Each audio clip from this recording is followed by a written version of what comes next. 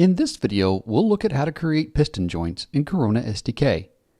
Joints can be used to assemble complex physical objects from multiple rigid bodies. For example, joints can be used to join the limbs of a ragdoll figure, attach the wheels of a vehicle to its body, create a moving elevator platform, and so on. Most joints are used to connect two rigid physical bodies, so you must create these bodies first and then submit them as arguments to the physics.newJointConstructor function, along with other properties that vary depending on the joint type being created. A piston joint, known as a prismatic joint in Box 2D terms, joins two bodies along a single restricted axis of motion, like engine pistons or an elevator platform that is restricted to movement along a vertical axis. The initial arguments are bodies A and B to join, followed by an X and Y coordinate for the anchor point on either body, followed by values which define the axis along which linear motion is allowed. Let's look at the code for creating a piston joint.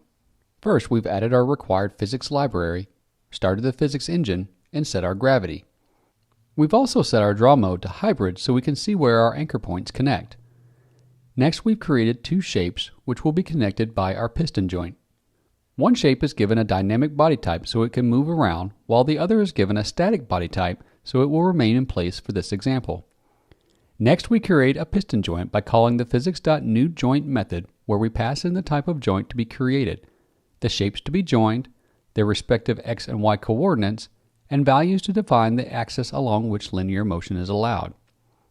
Using additional properties, we can also restrict the axis of linear motion, drive the piston using a joint motor, and set motion limits, among other things.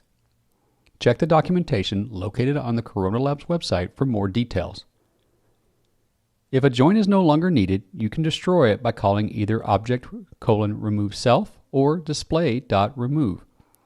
However, note if one of the joined bodies is destroyed, the associated joint will also be automatically destroyed as well. Remember to properly remove and nil any references to a joint which has been destroyed. And that's a look at how to create piston joints in Corona SDK. Learn more about working with Corona SDK at coronalabs.com/university.